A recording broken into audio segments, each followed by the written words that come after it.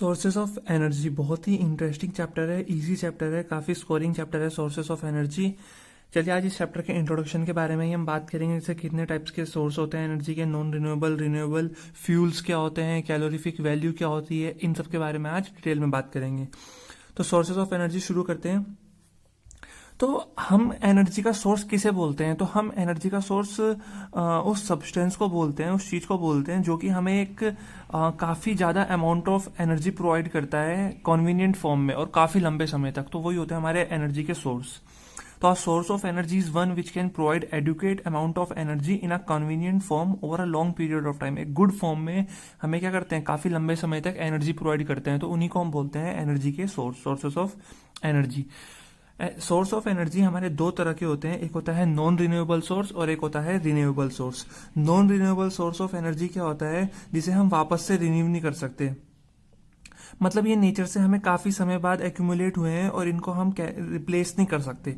Example जैसे हमें कोल, petrol, natural gas या जिसे हम बोलते हैं फॉसिल फ्यूल्स या फिर न्यूक्लियर फ्यूल्स, अगर हम इनको एक बार बर्न कर दें, एक बार हम इनको यूज़ कर दें, तो इनको हम वापस से रिसाइकल नहीं कर सकते, रिप्लेस नहीं कर सकते। तो इनको हम बोलते हैं non renewable source of energy. जैसे हमने पेट्रोल, गाड़ी में पेट्रोल डाला, अब हमने गाड़ी चलाई तो पेट्रोल क्या हो गया, बर्न हो गया और हमें उससे एनर्जी मिली, गाड़ी चली उससे। तो लेकिन अब जो वो पेट्रोल बर्न हुआ है, हम उसको वापस से तो नहीं जनरेट कर सकते ना, वापस से तो उसको रिसाइकल नहीं कर सकते ना, तो इसलिए वो non renewable source of energy कहलाता है, बिकॉज हम उसको रिन्यू नहीं कर सकते। एग्जाम्पल इसके हमने बात करी ली है, कोल, पेट्रोलियम, नेचुरल गैस, या इन्हीं को हम बोलते हैं फॉसिल फ्यूल्स और न्यूक्लियर फ्यूल्स। इसका एग्जाम्पल हो जाएगा न्यूक्लियर फ्यूल मतलब यूरेनियम। यूरेनियम को भी हम बहुत सारी न्यूक्लियर एनर्जी से इलेक्ट्रिसिटी प्रोड्यूस करने के लिए यूज़ करते हैं। आगे हम पढ़ेंगे न्यूक्लियर पावर प्लांट के बारे में भी। जो ये non renewable source of energy होती है, इसी को हम बोलते हैं convectional source of energy. Non renewable source of energy को हम क्या बोलते हैं? Convectional source of energy. और ये क्या होती हैं, ये अगर इन्हें काफ़ी टाइम तक यूज़ करें तो ये ख़त्म हो जाती हैं, इसीलिए इनका नाम पड़ा एग्जॉस्टेबल सोर्स ऑफ एनर्जी। इन्हें हम क्या बोलते हैं? एग्जॉस्टेबल सोर्स ऑफ एनर्जी बोलते हैं। और ये ज़्यादा लंबे समय तक नहीं चलेंगे, अगर हम इसे कंटिन्यूसली यूज़ करते हैं तो ये लिमिटेड अमाउंट में प्रेजेंट है हमारे पास, तो इसीलिए इनको हम फाइनाइट सोर्स ऑफ एनर्जी के नाम से भी जानते हैं। ठीक है, तो ध्यान रखना है कि जो non renewable source of energy है उसको हम convectional source of energy, exhaustible source of energy और फाइनाइट सोर्स ऑफ एनर्जी के नाम से भी जानते हैं। चलिए अब बात करते हैं रिन्यूएबल सोर्स ऑफ एनर्जी के बारे में।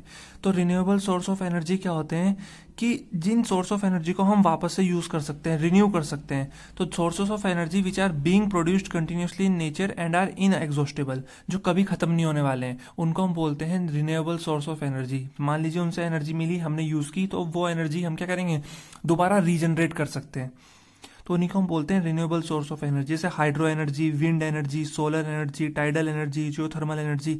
अभी हम इस चैप्टर में आगे डिटेल में बात करेंगे इन सब पावर प्लांट्स के बारे में, कि इनसे एनर्जी हम कैसे मिलती है और कैसे हम इसको रिसाइकल करते हैं एनर्जी को। ठीक है, तो इनसे मिलने वाली एनर्जी क्या होती है, रिसाइकल होती रहती है, क्योंकि हवा चलनी कभी बंद नहीं होगी, तो विंड एनर्जी से हमें एनर्जी मिलती रहेगी, पानी से हमें एनर्जी मिलती रहेगी, पानी कभी खत्म नहीं होगा, सन की एनर्जी कभी खत्म नहीं होगी, तो उससे हमें एनर्जी मिलती रहेगी, इस तरह से। तो इनके और नाम भी हैं, इनको हम non convectional, renewable source of energy को हम non convectional source of energy के नाम से भी जानते हैं।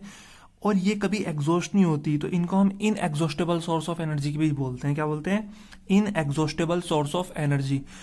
और ये जो होती है इनफाइनाइट अमाउंट में प्रेजेंट होती है, तो इसको इनफाइनाइट सोर्स ऑफ एनर्जी, या फिर जब नॉन रिन्यूएबल का ऑल्टरनेटिव के तौर पे हम इसे यूज़ करते हैं। हम इनको यूज़ इसलिए करते हैं ताकि हम जो रिन्यूएबल सोर्स ऑफ एनर्जी हैं, जैसे फॉसिल फ्यूल्स हो गए, इनको हम अपने आने वाली जनरेशन के लिए क्या करें, बचा के रख सके, तो उनकी जगह पे हम इन एनर्जी को भी बीच बीच में यूज़ करते हैं, तो इसीलिए इनको बोलते हैं हम ऑल्टरनेटिव सोर्स ऑफ एनर्जी। क्या बोलते हैं?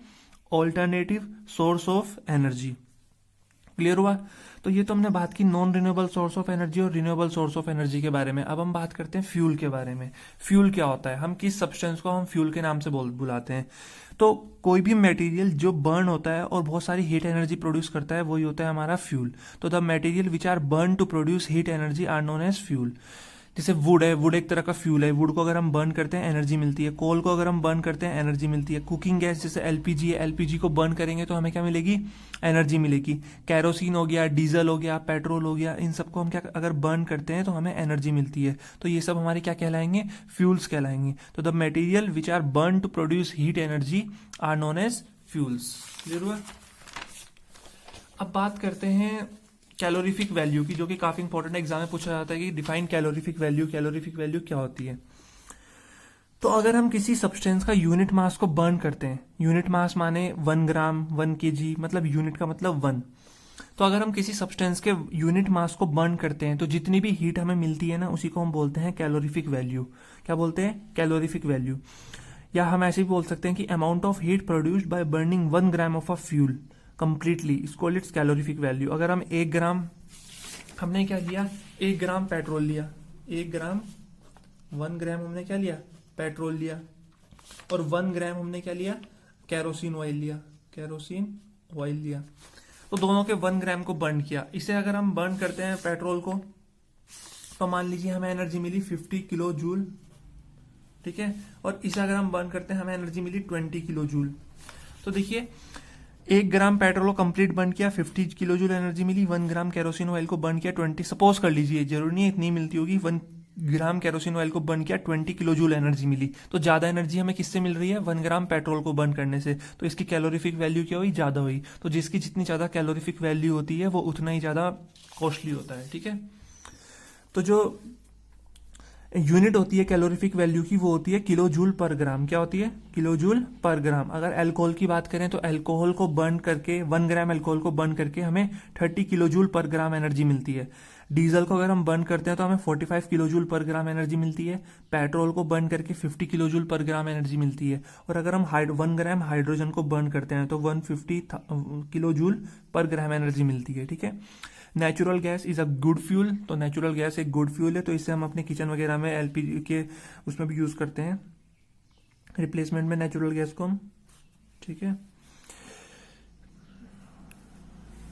तो यहाँ पे हमने बात करी कैलोरीफिक वैल्यू की, कि 1 ग्राम सब्सटेंस को बर्न करके जितनी भी हीट प्रोड्यूस होती है वही होती है उसकी कैलोरीफिक वैल्यू। जितनी ज्यादा कैलोरीफिक वैल्यू होगी उतना ही वो कॉस्टली होगा। अब हम बात कर, हमने फ्यूल के बारे में बात की कि फ्यूल क्या होता है, कि material which on burning gives us energy are known as fuels. तो कोई आइडियल फ्यूल होगा, कोई अच्छा फ्यूल होगा, उसकी क्या खासियत होगी, क्या कैरेक्टरिस्टिक्स होती हैं एक आइडियल फ्यूल की। तो बहुत सारी कैरेक्टरिस्टिक्स होती हैं आइडियल फ्यूल की। पहली कैरेक्टरिस्टिक ये है कि कैलोरीफिक की, आइडियल फ्यूल की जो कैलोरीफिक वैल्यू है वो बहुत ज्यादा होती है। मतलब जो आइडियल फ्यूल होगा वो कम बर्न होके ज्यादा एनर्जी प्रोवाइड करता है, 1 ग्राम में ज्यादा एनर्जी प्रोवाइड करता है बाकी फ्यूल्स के मुकाबले। तो should have high calorific value, क्योंकि एग्जाम में पूछा जाता है what are the characteristics of an ideal fuel. तो क्या होनी चाहिए? कैलोरीफिक उसकी वैल्यू ज्यादा होनी चाहिए, मतलब कम बर्न हो और एनर्जी ज्यादा प्रोड्यूस करे। सेकेंड कैरेक्टरिस्टिक्स उसकी हो सकती है कि it should burn without giving out any smoke और हार्मफुल गैसेस। मतलब वो जो है बिना किसी धुएं के और बिना किसी हार्मफुल गैस के बर्न होना चाहिए, ये इसकी कैरेक्टरिस्टिक होती है। थर्ड होता है चीप एंड इजिली अवेलेबल। सस्ता होना चाहिए, इतना कॉस्टली नहीं होना चाहिए कि हम उस तक पहुंच ही ना पाए, हम उसे खरीद ही ना पाए। तो आइडियल फ्यूल की एक खास बात ये भी होती है कि चीप होना चाहिए और इजिली अवेलेबल होना चाहिए हर जगह पे, तो वो आइडियल कहलाएगा। अगली खास बात इसकी ये होती है कि ये इजी टू हैंडल और सेफ टू ट्रांसपोर्ट होना चाहिए। मतलब इसको हैंडल करना सेफ होना चाहिए, इजी होना चाहिए, और इसको एक जगह से दूसरी जगह पे ले जाना भी क्या होना चाहिए? सेफ होना चाहिए। जैसे हाइड्रोजन को हम एक जगह से दूसरी जगह ट्रांसफर करते हैं तो वो बहुत खतरा होता है, उसमें डेंजर होती है वो एक जगह से दूसरी जगह पे ट्रांसफर करनी बहुत। लेकिन आइडियल फ्यूल जो होता है वो एक जगह से दूसरी जगह ट्रांसपोर्ट करना सेफ होता है। लास्ट बट नॉट लिस्ट की should not leave much ash behind after burning. मतलब जलने के बाद वो ज्यादा राख वगैरह जिसे बोलते हैं ना, ऐश, राख, वो प्रोड्यूस ना करे। जैसे अगर हम लकड़ी को बर्न करते हैं तो लकड़ी, वुड को जब हम बर्न करते हैं तो वो क्या करती है? ऐश छोड़ देती है, राख अपने बाद में छोड़ देती है, ठीक है। तो अगर हम कोल को बर्न करते हैं उसमें भी ऐसा ही होता है। लेकिन अगर हम पेट्रोल या डीजल वगैरह को बर्न करते हैं, नेचुरल गैस को बर्न करते हैं, तो वो अपने पीछे राख नहीं छोड़ती है। तो इसीलिए वो एक आइडियल फ्यूल में काउंट हो जाती है। तो आइडियल फ्यूल की ये सारी खास बात होती है कि कैलोरीफिक वैल्यू ज्यादा होनी चाहिए, it should burn without giving any smoke और हार्मफुल गैसेस, चीप होनी चाहिए, इजिली अवेलेबल होनी चाहिए, इजी टू हैंडल होनी चाहिए, सेफ टू ट्रांसपोर्ट होनी चाहिए, और should not leave much ash behind after burning. तो ये ध्यान रखना है। और कैलोरीफिक वैल्यू क्या होती है कि 1 ग्राम फ्यूल को बर्न करने से हमें जितनी भी हीट मिलती है, जितनी भी अमाउंट ऑफ हीट मिलती है, वही हमारे कहलाती है fuel, calorific value, sorry, calorific value कहलाती है। तो आज की इस वीडियो में हमने पढ़ा इस चैप्टर के इंट्रोडक्शन के बारे में कि कितने टाइप्स के सोर्सेज ऑफ एनर्जी होते हैं, ठीक है, एंड फ्यूल्स क्या होते हैं, कैलोरीफिक वैल्यू क्या होती है, और किसी आइडियल फ्यूल की क्या क्या कैरेक्टरिस्टिक्स होती हैं। नेक्स्ट वीडियो में हम बात करेंगे फॉसिल फ्यूल्स के बारे में। अगर आपको ये वीडियो पसंद आए तो प्लीज़ लाइक करें, शेयर कर दें वीडियो को अपने फ्रेंड सर्कल में, और चैनल अगर अभी तक सब्सक्राइब नहीं किया तो प्लीज़ चैनल को सब्सक्राइब कर लें।